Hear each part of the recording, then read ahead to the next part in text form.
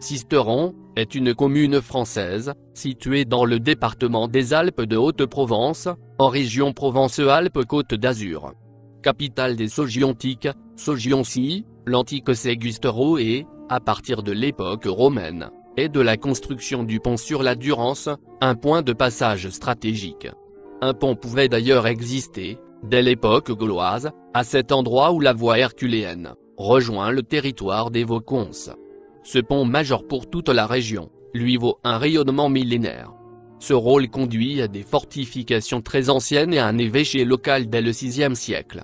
Du point de vue administratif, la communauté se voit attribuer une charte consulaire au XIIe siècle, transformée plus tard, en viguerie, et district après la Révolution, et fut souvent une frontière.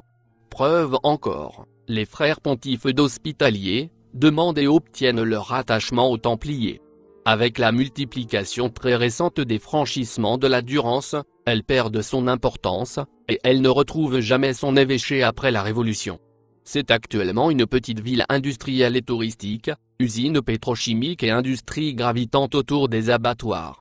Sisteron se situe à 485 mètres d'altitude, sur les rives de la Durance, à 45 km de Forcalquier, à 133 km de Marseille, à 145 km de Grenoble, et à 180 km de Nice. La ville occupe une position privilégiée, proche du confluent du Buëch et de la Durance, à l'endroit où cette dernière franchit la Cluse de la Baume, sur un site facile à fortifier. Le site de Sisteron est un site pont, le seul où un pont subsista de façon durable sur la Durance, de l'Antiquité au XIXe siècle. Surnommée la Porte de la Provence, elle confine au Dauphiné.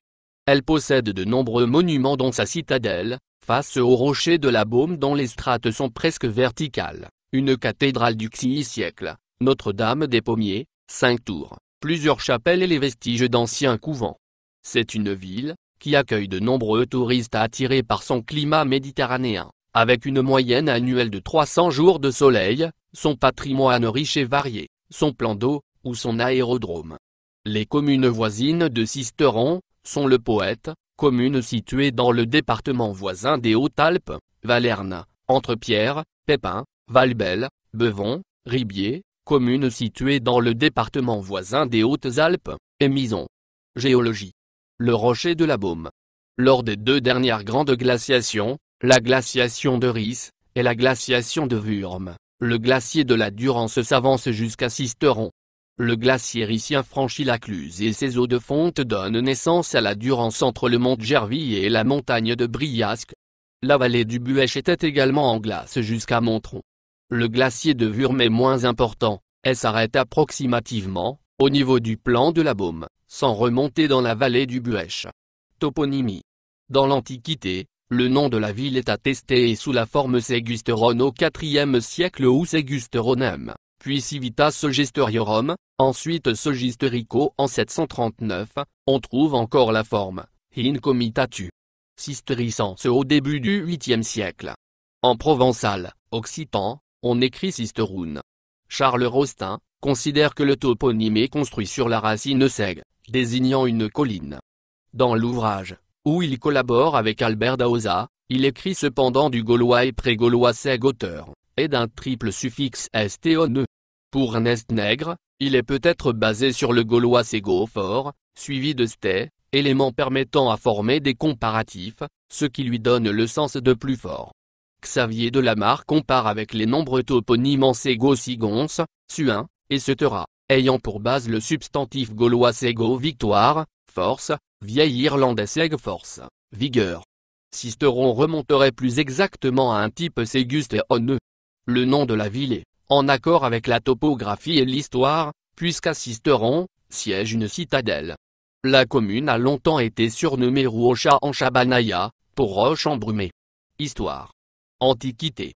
Sur tout le territoire de la commune, ont été faites de nombreuses découvertes archéologiques, datant de la préhistoire et de l'Antiquité. La ville, appartenant probablement au peuple gaulois des Sogiontiques, Sogioncie, cliente des Vaucons, tire depuis toujours son importance de la traversée de la Durance. Les Romains font passer la voie domitienne, Via Domitia, qui reliait l'Italie à l'Espagne par le col du Mont Genèvre à Sisteron. Cette étape, Mancio, à cette époque, est notée sur les gobelets de Vicarello Auguste-Ronem, sur le premier. La ville est élevée au rang de civita de la province des Alpes-Maritimes entre le IIe siècle et la fin du IVe siècle, et devient siège du diocèse de Sisteron au Ve siècle. Le premier évêque connu apparaît en 449. Au Moyen Âge, alors que le sud-est de la Gaule était une terre burgonde, le roi des Ostrogoths Théodoric le Grand fait la conquête de la région entre la Durance, le Rhône et l'Isère en 510. La commune dépend donc brièvement à nouveau de l'Italie, jusqu'en 526. En effet, pour se réconcilier avec le roi burgonde Gondemar III, la régente ostrogoth Amalazonte lui rend ce territoire. Élément culturel très important, une charte communale consulaire fut attribuée à la communauté, à une date antérieure au XIIIe siècle. Elle est confirmée par les comptes en 1212. Celle-ci préserve de domination seigneuriale, comporte des allègements fiscaux, établit un lien direct avec le comte, en échange de fidélité et de missions particulières. C'est à Sisteron, au couvent des Cordeliers, que Raymond Béranger V, comte de Provence, signe au XIIIe siècle le testament par lequel il attribue le comté de Provence à l'une de ses 4 filles, Béatrice, future femme de Charles d'Anjou, frère de Saint-Louis. De là, datent les droits des rois de France, sur la Provence. Au Moyen Âge, la ville est une place forte des comtes de Forcalquier au XIe siècle, puis propriété des comtes de Provence, elle est pour ces derniers la frontière du Nord. Elle reste cependant un lieu de passage important sur la Durance, c'est ainsi à Sisteron, que l'on signale les premiers Roms en France, en 1425. La ville est le siège d'une baillie dès le XIVe siècle, érigée en viguerie précocement, en 1480. Léguée en 1483 à Louis XI, la Provence rejoint le royaume de France. De 1562 à 1594, les guerres de religion voient les protestants et les catholiques se disputer la ville, et sa forteresse, qui contrôle le seul pont sur la Durance. En février 1562, la moitié des protestants de Forcalquier se réfugient à Sisteron. Après les premiers incidents qui voient les protestants saccager la cathédrale, briser son clocher, et ses orgues, ainsi que les couvents des Cordeliers et des Dominicains, la ville est assiégée par les catholiques de Sommerive, lieutenant général du roi, en juin 1562. Elle est défendue par son père le comte de Tende, Paulon de Mauvent, Furmeyer et 5000 hommes. Les chefs protestants s'enfuient de nuit, et la ville est prise le 6 septembre, la garnison est massacrée et les protestants expulsés, ils se réfugient à Lyon. Après l'édit de pacification d'Amboise, mars 1563, ils sont reconduits sous escorte armée par le comte de Tende, gouverneur de Provence, et Paulon de Mauvent, capitaine protestant. En 1567, la ville est à nouveau assiégée et prise par les protestants. Les catholiques Carçay et Sommerive échouent à la reprendre, mais les protestants leur restituent cependant. De la même façon, au printemps 1585, les ligueurs tentent un coup de main contre la ville, sans succès. C'est alors que Jean Sarrazin est chargé de renforcer la place, et construit la citadelle actuelle de 1589 à 1612. L'épidémie de peste de 1628-1630 touche Sisteron, apportée soit par un muletier transportant du chanvre, soit par le régiment de Picardie. La fosse contenant des corps passés à la chaux découverte en 1938, au pont du Gournat, doit dater de cette épidémie. Sur l'ordre de Richelieu, le prince Jean-Casimir de Pologne est accusé de complot contre la France et est enfermé en 1639 dans le donjon de la citadelle, c'est le début de la carrière de prison politique de la citadelle. En 1720, pour empêcher l'extension de la peste de Marseille, un cordon sanitaire est établi sur le Jabron. Des barrières gardées par des soldats du régiment de Poitou sont placées sur les ponts du Jabron et du Gournat. Un corps de garde, destiné au logement des soldats, a été construit, à proximité de Notre-Dame du Signavou. La ville est le siège d'une viguerie jusqu'à la Révolution. Révolution française.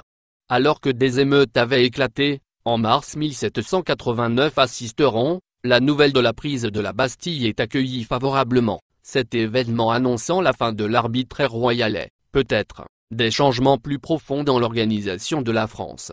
Immédiatement après l'arrivée de la nouvelle, un grand phénomène de peur collective s'empare de la France, par peur du complot des aristocrates désirant recouvrer leurs privilèges.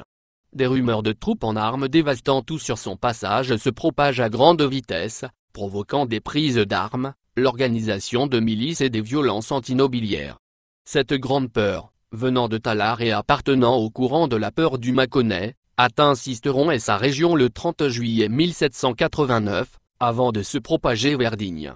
La ville, dotée d'une garnison, joue un rôle clé dans la solidarité qui s'organise alors. Les communautés villageoises voisines se réfugient avec meubles et bétail dans la place forte.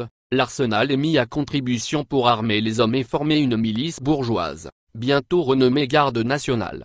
Elle fournit aussi des munitions à Manosque, qui lui en fait la demande. Dès le 2 août, l'affolement retombe, les fêtes d'hiver, à l'origine des rumeurs, étant éclaircies. Mais un changement important a eu lieu, les communautés se sont armées, organisées pour se défendre et défendre leurs voisins. Un sentiment de solidarité est né à l'intérieur des communautés et entre communautés voisines, et les consuls décident de maintenir les gardes nationales. Aussitôt la peur retombée, les autorités recommandent toutefois de désarmer les ouvriers et les paysans sans terre, pour ne conserver que les propriétaires dans les gardes nationales. L'évêché est supprimé en 1790. La création d'une société patriotique connaît de multiples rebondissements. Des émeutes sont provoquées par les royalistes le 17 mai 1792. Cependant, une part importante de la population soutient la Révolution. Il y avait 137 adhérents à la Société révolutionnaire en 1793. Un cercle d'opposition, Deus Providabit, se crée. Environ 40% de la population masculine fréquente la Société populaire. De 1790 à 1800, la ville est le siège du district de Sisteron. Comme de nombreuses communes du département, Sisteron se dote d'écoles bien avant les lois Jules Ferry. En 1863, elle en possède une seule, installée au chef-lieu. Comme la loi Fallou, de 1851, l'y oblige, une école de filles est aussi ouverte. La commune profite des subventions de la deuxième loi d'Urieu, 1877, pour construire une école neuve. Sisteron comptait également une salle d'asile, école maternelle. En 1884, la commune est touchée par une épidémie de choléra, elle cause 18 morts, du 23 août au 5 septembre. La citadelle est déclassée en 1889, et devient propriété de la commune. Au début de la Seconde Guerre mondiale, la Troisième République recherche des lieux d'internement pour les indésirables. La municipalité de Sisteron propose la citadelle, où sont internés des prisonniers politiques, communistes, anarchistes, que le régime de Vichy maintient enfermés, pour la durée de la guerre. Dans les années suivantes, 22 juifs sont arrêtés à Sisteron avant d'être déportés. Le 15 août 1944, premier jour du débarquement de Provence, les B-26 maraudeurs français et des forteresses volantes américaines du 42e Bombay Wing, tentent de couper le pont ferroviaire et les ponts routiers, qui enjambent le Buech et la Durance. La météo n'est pas très favorable. Les accès sont atteints, mais les ponts ne sont pas détruits. Le wing de l'USAF, forcé à une manœuvre d'évitement après son premier passage, se libère des bombes non larguées, et plusieurs tombent sur la ville. Le 17 août, une formation de B-26 français revient sur les lieux et réussit cette fois à endommager le pont routier et surtout, à détruire le pont ferroviaire au nord de la ville. Le résultat de ces bombardements alliés, une grande partie de la ville fut détruite et la citadelle gravement endommagée, 100 morts 64, 30 disparus et 200 blessés. La ville est libérée, 2 jours plus tard par la task force du général Butler, 36e division d'infanterie, US, venant de Riez.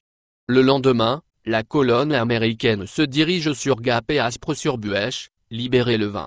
La commune a été décorée, le 11 novembre 1948, de la Croix de guerre 1939-1945. En 1962, un hameau de forestage est construit pour héberger les réfugiés harkis, qui sont employés par l'administration des eaux et forêts.